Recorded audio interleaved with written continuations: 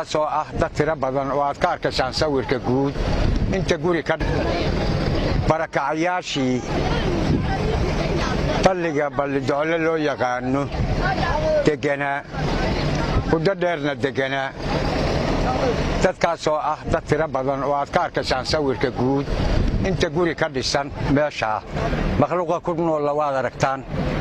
dadkaasi ma ay laha barked ma ay laha dhaam ma ay laha ceel dheer oo booli hoola ama riig waxaa u ah biyo waxaa marba wakaaladda horumarinta biyaha Puntland iyo wixii la mid ah dadka jeebkiisa lagu caawinayo waxaanu ka codsanaynaa marka ugu horeysa wakaaladda horumarinta biyaha inay sidii ay Shangalle ugu qoday qaxootiga degan ceelka ee emergency-ga ahayd inay ugu qodo dadka halkaa degan tirada badan ilaa 1800 oo qoys baan ku qiyaasaya dadka halkaa degan inay ceel dheer oo degdeg ah ugu qodo dadkaasi ay u manfaacadsadaan biyaha ugana baxaan baahida biyaha dadkaasoo aad aragtaan inay cayr yihiin wax ilaahay xaggiisa ugu maqan mooye wax u maqan oo kale anigu ma ogi naftu way diidaysaa caqliguna ma qaadi karo qaabka ay u nool yihiin ninaan isdhex taaginna loogama warrami karo nooca noloshoodu tahay guryahoodana waad aragtaan qaabkay u eg yihiin waxaan ka codsanayaa wakaaladda horumarinta biyaha mar labaad mar saddexaad maareeyaha guud ee isu xilqaamay inuu waraabiyo dadka iyaga ah oo biyo degdega ugu deeqo inuu ugu bedelo booyadaha yaryar ceel dheer oo booli hoola oo muntafaca oo dhulkan uu ka mid yahay dhulka deegaanka Cayn biyuhusana 400 mitir oo dhulka hoostiisa loogu xisaabtamayo wuxuu la leebel yahay ama la leeyahay Shangalle iyo Faarax Bulay buu u dhaxeeyaa dohdaas ku yaala biyo waatiin male dadkaas waxay u baahan yihiin mudane maareeye gargaar biyood oo degdega waxay cunaan ilaahay baa siiya noloshu waa biyo waxa ilaahay bixiyay waxa ugu horeeya xagga nolosha dabaysha waxa ku xiga biyaha shirkeenu biyo ka samaysan yahay nolosheenu dhanna biyo ku salaysan tahay haddii biyo la waayo nolol ma jirto maareeye markii lixaad weeye codsiga aan ku soo gudbinayo waxaan ka codsanaynaa annagoo dhan gobol ahaan iyadoo uu taagan yahay gudoomiyihii gobolka Cayn oo mas'uulkii ugu sarreeyay gobolka in ceel dheer oo booli hoola ama ceelasha dhaadheer ee matoorada la saaro waayeelkii bay badan yihiin dhallaankii bay leeyihiin dad noloshoodu cidhiidhi ku jirtay u muuqdaan ilaahay xaggii cidhiidhi kagama jirto laakiin xagga aadamaha aragtidiisa daciif bay noloshoodu u egtahay waxaan ku soo gabagabaynayaa wakaaladda horumarinta biyaha Puntland oo maareeye u yahay Maxamed Cabdulqaadir mudane Maxamed Cabdulqaadir oo had iyo jeer isu xilqaama dadka danyarta ah ama jilicsan hadda ka horna waxtar badan u geystay gobolka Cayn hadday tahay biyaha la dhaaminayo hadday tahay dhaamiska hadday tahay ceelasha hadday tahay gargaarka guud ee danta guuda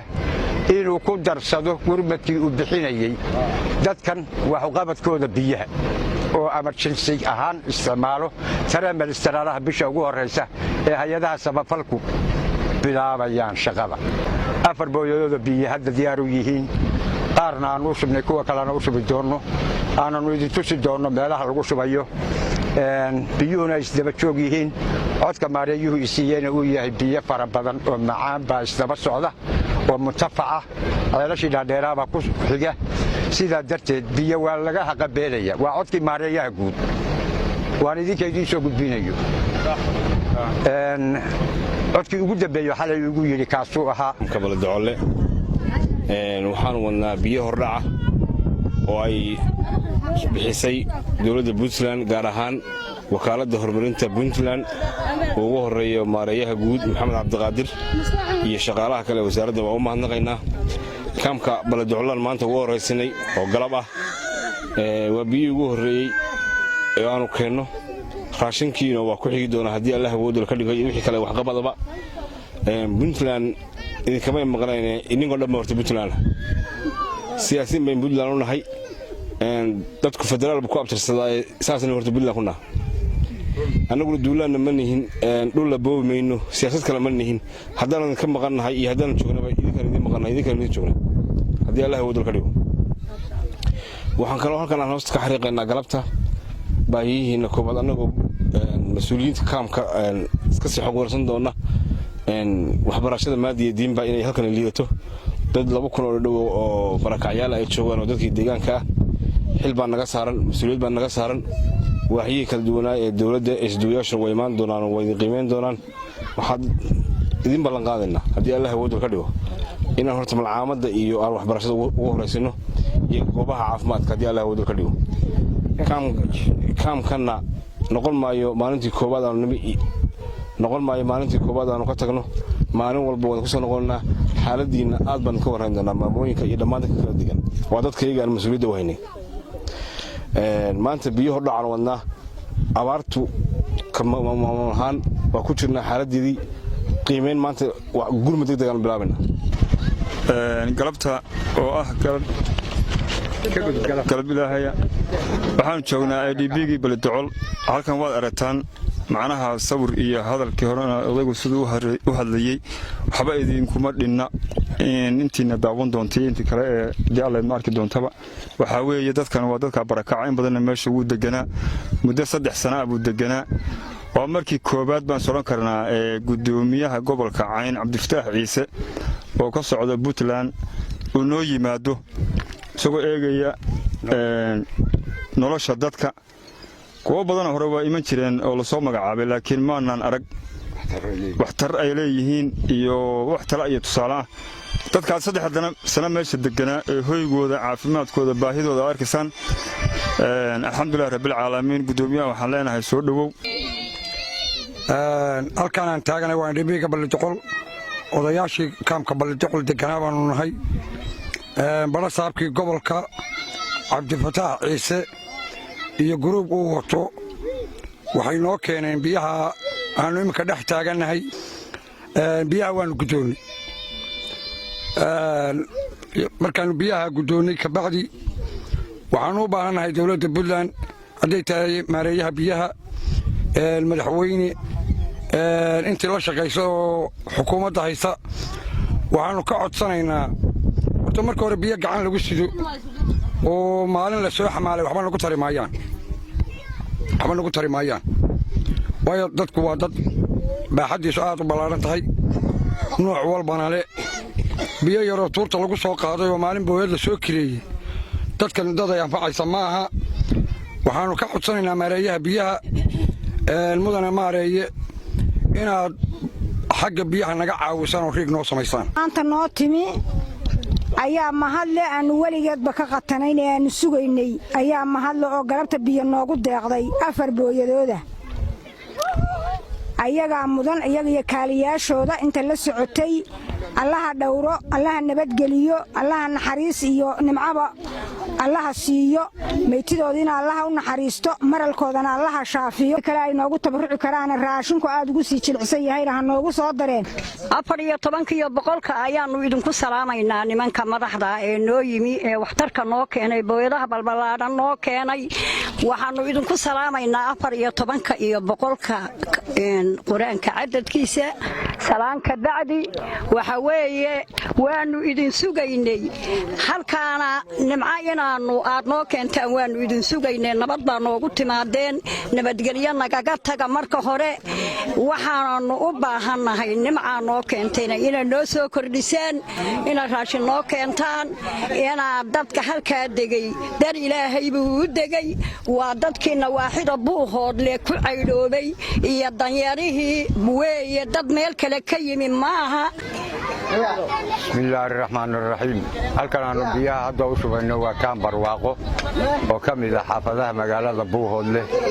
dadkii barakacyaasha ahaa ee koonfureed u badan baana degan waanaad aragtaan weelka lagu shubayay iyo dadka meesha taagan waxaan ku faraxsannahay mucaawinada biyaha ee wakaaladda horumarinta biyaha ay keentay iyadoo ay ku ballan qaaday sida maareeyaha guud ee wakaaladda horumarinta uu ballan qaaday maxamed cabdulqaadir u joogto biyaha looga dhigayo biyahaasoo ah biyo muntafaca oo maanta ka bilaabta u socon doona dadka deegaanka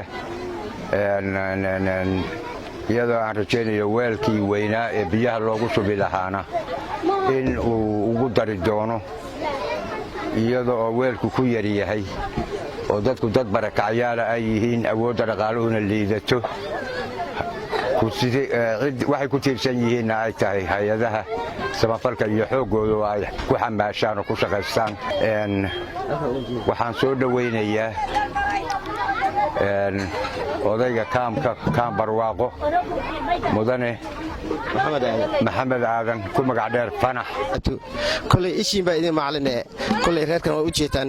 dee hooygii ku jiraan iyo hataa weel ma haystaan hataa waxaa suurtagashay dad oo saddexda waqti u hal karin oo hataa bariis magaalada uga soo helaynin dad oo koonfurti ka soo barakayo halkan iska degan dee xaaladooda guryaalkoodana u jeedaan bac baa ku jiraan waa u jeedaan dee wax hooy haystaan ma leh wax barakayaalkoo ka soo kacayo koonfur ka soo kacayo markan xaaladooda ilaahay ba og dad saddexda waqti u cabuudin baan iska halaw leh habeenka haday cashi loo kariyo dee quraac lahayn hadday qadaha lahayn haddana casho lahayn waay dee waa magaaladiina waa waxay biyahan soo garsay allah barakay adduun aakhir allah barakay allah ugu zeegsay kibiyoni shani kaari hasanad allisi abaalan ka hayna magin alla walaal jarajisi kala wali kala nin daba saara saangna siin ku sugu hoyna annageedan arag hoytan buushiteedan sidii infayleeyay si arag hoytan ya rahmaan rahiim wadaha safari aad aragtada tirada badan waxaan ku dhaaminay oo u kala dirnaa hadda biyaha ay soo subayaan hadii alla idmo amar lagu xid bandiyaal sarmaantiisa ay hadda u soo kala subayaan kuwa xigana waa koox dhaale iyo meeyadii soo joogto lixdaa goobood baa isku xiga biyaha gabagabay naga yihiin hawshoodii oo jiif caaqilku xaadir ku yahay iyo odayaashii kale oo dhan magaaladaasoo u qarata degmo oo magaalo ballaaran aan tuulo ahayn ilaa kun iyo dhowr boqol oo guri baan ku qiyaasaya guryaha ka muuqda magaaladaasi waxay u baahan tahay ceel dheer oo biyood oo fooli hoola sidaa darteed waxaan codsanayaa in ceel biyood loo sameeyo oo ay ka mid tahay wejiga koowaad iyadoo liiskii koowaad ku jiray awalba ceelka banyaal waxaan ku soo dhawaynayaa soo gaareen soo gaareen waana cabnay magaaladna waa cabtay waana uga mahad celinaa dadkan soo gaarsiiyey aad iyo aad ugu mahad celinaa maamulka Puntland ka socday sida horumarinta biyaha ee Puntland biyaha ay waday waana soo gaareen saddex boqolood baan shubannay biyo badanna waana ka gudoonay hadaa la kuureeyay biyo magaalada doon badan baa ka muuqdo oo kamarada idin macallina sida maamuluhu idin sheegayna waxa weeye magaalada waa magaalo ballaaran hadaa la nationka deganina waxa weeye sida uu idin sheegay 1500 qoys wayna soo gaareen ilaahay ha idin barakeeyo waa u baahanahay oo waa u baahanayn wayna soo gaareen ilaahay khayr idinkana ha idinka siiyo annagana ilaahay ha noo cafo ajar iyo xasanaad baad ka helaysaan ilaahay ha idinku barakeeyo annana noo barakeeyo sarmaantuke oo u jirta magaalada Boqol 22 kiiloomitir magaalada deegaanka sarmaantuke uu ku dayacan yahay hay'adaha samafalka ama gargaarka dadka u xil saaran oo isu xilqaamay uu ku yar yahay waxa la soo gaarsiiyo sida iyaguba ay sheegeen biyo mucaawinaha oo soo gaara sida ay sheegeen waa kuwii ugu horreeyay kuwani waxaan weydiisanayaa wakaaladda horumarinta biyaha Puntland ama ka codsanayaa maareeyaha guud ee wakaaladda horumarinta biyaha Maxamed Cabdulqaadir inuu u sameeyo ceel dheer oo biyood oo booli hoola maadaama deegaanku ballaaran yahay ilaa 300 oo qoys baa degan deegaanka gudihiisa maguurtada fulaasha ah ee ku xeeranina sidii aad carabkooda ka maqlayseen aad bay u tiro badan yihiin sidaa awgeed waxay u baahan yihiin gurmad degdeg ah oo biyood oo liiska bixinta biyaha loogu daro sidaa maanta ay ugu bilowdeenna ugu socdo kolley anigu waa idiin soo gudbinayaa riboodkooda oo dhammaystiran haddii alla idmo warqadda jawaab celinta biyaha baan idiin soo raacin doonaa haddii aan laydmo sidaa darteed waxaan mar labaad codsanayaa in loo sameeyo gurmud taaganahay waa tuulada sarmaantuke biyaha ee gobolka cayn xasan maxamed waxaan ku codsanaynaa lowdkan baa ah kii u horreeyey saamigii horaa nalagu daray waa ilaahay mahaddii intii u horreysay wakaaladda biyaha puntland ay biyo noo keento it's first time ka sarmaantuke inta badanna waxaanu maqalnaa sarmaantuke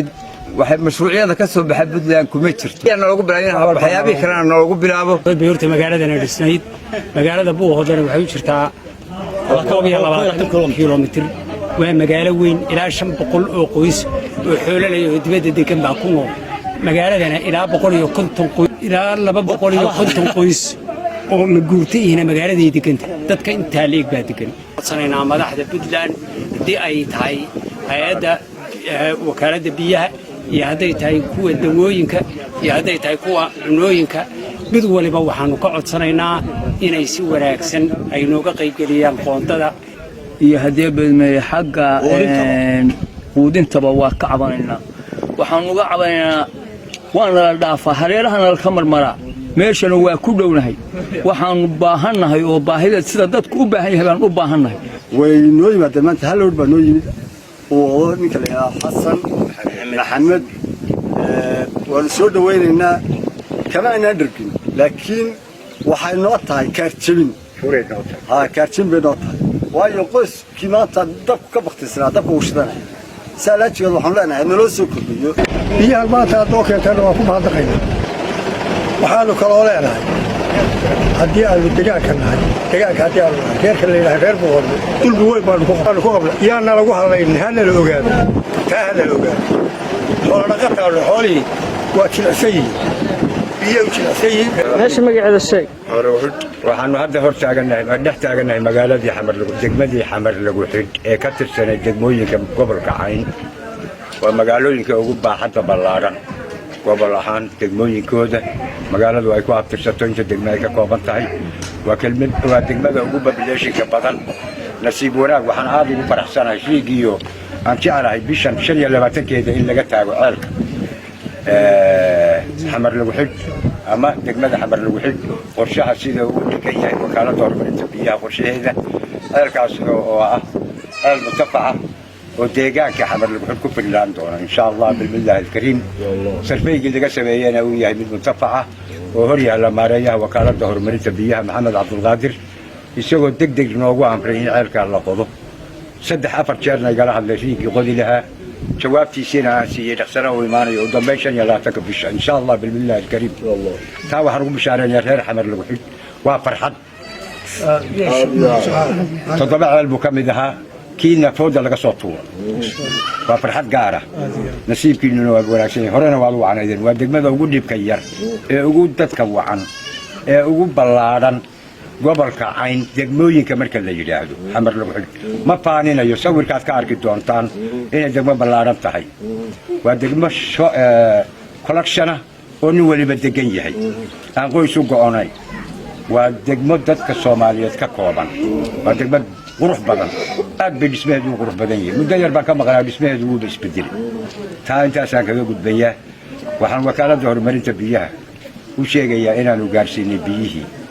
nagana guddoomay waxay leeyihiin guddi hoosaad guddiga abaaraha ah odayaashiina waa kuwan iyagaa u gudbin doona qolada u qaybisa dadka biyaha maareeyaha codkaan ka hayaa waxaa weeye biyo inagu filan oo ka badan dadka oo laga dhergo way isdaba socdaan ee waa bilow biyahani waa codkii maareeyaha waan miidiyaha idinka sheegayo maareeyaha carabkiisii weeye bilowgii biyaha weeye ma uu sheegeen haddayna jirin mana u ballan qaadeen wuxuu ballan qaaday area buuhoodle in biyaha ka dhergiyo mar labaadka annagoo joogna degmada xamar ruuxin ku sugan maanta waxaana soo gaadhay deeq biyood oo uu ku soo deeqay maamulka puntland wakaaladda horumarinta biyaha ee puntland oo uu haddana soo gaadhsiiyey maareeyihii usuduwihii biyaha puntland marka xasan maxamed saleebaan hadda waxaan idinkala hadlaynaa xamar ruuxin biyihiina waa la wareegnay waa kuwa aad arkaysaan aad baan ugu mahadcelinaynaa cid kastoo hawshaa ka soo qayb qaadatay wakaaladda biyaha ee gobolka Cayn ka timi aad iyo aad baan maaragtay soo dhaweynaynaa wixii ka qayb qaatay iyo wixii ka shaqeeyeyba aad iyo aad baad maaragtay u mahadsantihiin ilaahay subxaanahu wa tacaala ha idin barakeeyo insha allahu tacaala dee waana la wareegnay wakaaladda biyaha ee Puntland horumarintoodii u horreysay dacfadii u horreysay baa noo soo timid maanta oonu la wareegnay oonu hartaagan haddar booyadii shubayaan suucan baanu ula wareegnay waadna mahadsan yihiin alxamdulilah rabbilcaalamiin riigiina waa sugaynaa maasha allah isduuhii wasaaradda horumarinta biyaha ayaana soo gaarsiiyey waanuna kala wareegnay hadda taagannahay waxaa weeye deegaanka Gocondhaale ee dadkii barakacayaasha ahaa u ahayd saldhigga ee ay degan yihiin waa dad aad u tiro badan waxtar biyood oo mutafaca oo ay haystaan ma jiro horey waxaa loogu dadaalay in sarfey laga sameeyo biyana loo helo ceel dheerna loo qodo ceelkaas waxaa maareeyaha igu wardambaysay muddo 2 bilood ka hor inuu yidhi waa diyaar deegaankani waxay u baahan yihiin ceelkii inay helaan mudane maareeye wakaaladda horumarinta biyaha ceelkay ballan qaaday in laga helo bay doonayaan dadkani annana waa ku raacsannahay sababtoo ah waa meel koona ah oo deegaanka Buuhoodle sidaa darteed waxay u baahan tahay in ay helaan ceel mutafaca oo ay manafacadsadaan sarfeygeediina waa lagu guulaystay qalabkii lagu baarayna wuu helay biyaha taa intaasaan kaga gudbayaa dadkani waa dadka qaxootiga ay halkaa degan saldhigga uu yahay deegaanka Gocondhaale waxaanu u keennay biyihii wakaaladda horumarinta biyaha ay ku deeqday dafcaddii ugu horreysay biyahaasoo ah biyo isdaba socda uuna bixiyey wakaaladda horumarinta biyaha maareeyaheedu mudane maxamed cabdulqaadir ballanqaadkii uu sameeyey ahaa aniga ii sheegay biyuhu waa laga haqabeelayaa inta jiilaalka ah ama abaaraha lagu jiro biyo inaga badan oo mutafacaynu haysannaa u sii bilow deegaanada ay ka mid tahay Gocondhaale saaka waanu dhex taaganay biyihiina waanu u keennay waxaanaanu ku wareejinaynaa dadka degan halkan maamulkooda sida gudoomiye ku-xigeenka iyo guddida haweenka oo ka tirsan guddida deegaanka ama dadka barakacayaasha ee halkan degan aygu yahay Cabdi Carab Ali oo gudoomiyihii Gocondhaale waanu gudoominay biyahan wakaaladda biyuhu ay soo bixisay adeer xasan wataan uu waday biyaha waanu haynaa wakaaladda biyahana waxaanu ka codsanaynaa ceelkii ay noogu ballan qaaday sidii ay noogu qodi lahayd ama howlgalkeeda ay noogu samayn lahayd oo degdega ilaahay baa dee naabaartana naga saari karaya laakiin waxaanu jecelahay inay wax wanaagsan noo qabato annaguna waa rajaynaynaa qoladan biyaha noo keentay wakaaladda biyaha adalla ku maayo ay hoggal ka yihiin biyihii oo labadii booyooda u horeeyay oo hadda taagan waa ka gudoonay waxa weeye horta marka ugu horeysa wakaaladda biyaha waxaanu ka codsanaynaa booyad iyo wax adalla ku maayo gaadiid iska fudud lagu wadaa waa iska yar yihiin waxaanu in badan iminka ilaa 5 sano waxaanu rajaynaynay in naloo qodo riig aaladda waxaanu u celinaynaa biyaha mahad baanu u celinaynaa biyihii ugu horreeyeen waana soo gaadheen waa ka gudoomanay xasan mahad waanu ka gudoomanay biyihii idinkuna sidoo kale mahad baanu idin celinaynaa mahadda labaad dee waxaanuba moodanay Puntland inayna dayrisae mar haddaadna xasuusatay maareeye waxaanu kaa codsanaynaa dee inaad ceelkii dadkan waa degaan ballaaran oo maata u badan marka ma qanciyaan booyad dusheed waxba kuma qanciyaan waxaanu sugaynaa oo aanu kaa codsanaynaa oo degdega ceelkii naloo ballanqaaday iyo biyihii la helay inaad noogu soo dhaqsataan sida ay gudoomiyihii iyo xasanba sheegeen maareeyaha wakaaladda biyaha waxaan ka codsanaynaa riiga in badan baan sugaynay faysaskii ula socdayna way yimaadeen wixii insha allahu tacaala hadda calaf ku leenayna waa helaynaa waxaan si dhammaan isku raacsannahay in ma garanaysaa ay riiga deegaanka loo soo dedejiyo halkan aanu taagannahay waa degmada Hurufadhi aanu keennay biyo mucaawino ah ay ku deeqday wakaaladda horumarinta biyaha Puntland biyahaasoo bilowa oo isdaba jooga sidii codka maareeyuhu uu ahaa oo uu ballan qaaday biyuhu inay joogto ahaadaan lagana baahi baxayo biyaha ilaahay gacantiisa lagu baahi baxaa ee gacan bini aadam lagama baahi baxo Hurufadhi waxay ka mid tahay meelihii sarfeyga laga sameeyey ee ceelasha dhaadheer loo raadinayay waxaan rajaynayaa in safka hore ee ceelasha hadda soo socda lagu daro Hurufadhi nambarka 1 iyo 2 ama 3 miduun laga dhigo maadaama sarfey badan laga sameeyey ceelasheedii horena lagu guuldaraystay Hurufadhi ma aha tuulo ama deegaan yar waa degmo qadiimiya ilaa dhowr iyo 1950 bay jirtay saldhigyadii waaweynaaye ingiriiska ka mid ahaan jirtay taariikhba guursaa bay leedahay Hurufadhi way ku dayacan tahay xagga biyaha si sabsan wala bay leedahay biyaheedu mutafac maaha barkada qumanna male populationka ku nool aad buu u tiro badan yahay dadka ku nool waa collection maaha qoys waa Soomaali oo dhan waxay ka dhigan tahay sida magaalooyinka collectionka ee dadka populationka Soomaaliyeed ku wada nool yihiin ajnabi qalaad kuma arko laakiin Soomaaliya way ku dhantahay degmada sida darteed maareeyaha mar labaad waxaan ka codsanayaa inuu ceelkii volley holka ahaa ee systemkiisu soo dhammaaday loo soo dedejiyo Hurufadhi ilaaha noo keenay nimcooyinkan faraha badan leh ee ay ka mid yihiin biyuhu iyadoo abaar badan iyo jilaal badan iyo xoolaha biyo waayay iyo dadkoo biyala ilaaha biyaha noo soo dedejiyey ee noo keenay ee noogu soo dhiibay gudida iyo odayaasha rabbi baan mahad celinaynaa alxamdulilah rabbil caalamiin ilaaha noo siyaadi waxaan dadweynaha u sheegayaa wixii laynoo keeno si cadaalada oo xaq ah oo ilaahay raalli gelinaysa inaynu qaybsanno biyahan faraha badan leh ee laynoo keenay biyo badanna way ka dambeeyaan biyaha kan aynu cadaaladda ku dhowaanno aynu ilaahay dartii u dhowaanno aynu si wacan wax u qaybsanno haddaynu si wacan wax u qaybsanno oo qofkeena jilicsan aynu biyaha siino oo dunyadana jilicsan aynu biyaha siino wax waliba waynoo fududaanayaan joogtaba waa walaalo waxbay wada cuntaa waxbay wada cabtaa kaalmooyinkan dadkana soo gaarsiiyey ciddana soo gaarsiiyey ee Soomaaliyeedna waanu mahad celinaynaa ee Puntland iyo meel kastoo Soomaali ay gargaar iyo gurmad nooga samaysaba Soomaali waa walaale waanu mahad celinaynaa waxaanu doonaynaa abaaraha